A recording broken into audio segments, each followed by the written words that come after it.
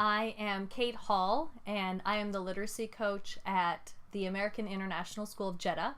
And I'm going to be giving you a brief introduction about independent reading and what it will look like. Now, I'm really excited about this class. It's expanding. There has been a lot of change, and it has been really helping our students read.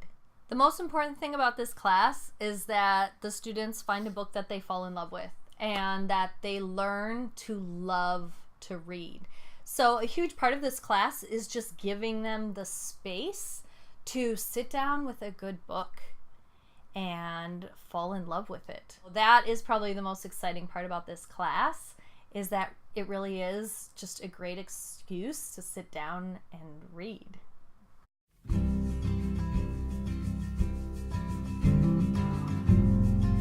This class is a mixture of students that either love to read and choose the class as their elective, or students who have received a below average reading score on the MAP test and need a little extra support. The mix of students works really well because the excitement of the voracious readers rubs off on the more reluctant readers. There are 4 units that are taught throughout the year, 1 for each quarter. The grading for this class is based on growth as well as formative and summative assessments. The most important goal of this class is to encourage these students to love reading. So we do that by making sure that they are involved in making their own reading goals.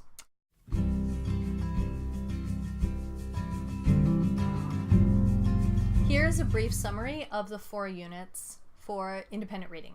The first one is 7 Habits of Good Readers, and the goal of this unit is to build reading comprehension skills with good reading habits. And we use the reading workshop method for this, where we have a mini lesson every class and then gradual release so that the students then can practice that skill on their own. The second unit is based on building vocabulary.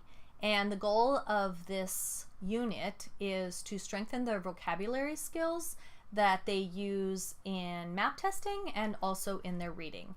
This unit is really fun because it involves games and quizzes, and the students actually really love it. So it's a really fun unit for them, and it's pretty fast-paced. The third unit is a nonfiction unit, and a lot of middle schoolers struggle with how to read nonfiction. So the goal of this unit is to build reading comprehension skills while reading all different kinds of nonfiction. We'll be using Read Theory for daily practice, and it is an amazing free online source for practicing reading nonfiction. We'll also be doing nonfiction vocabulary practice.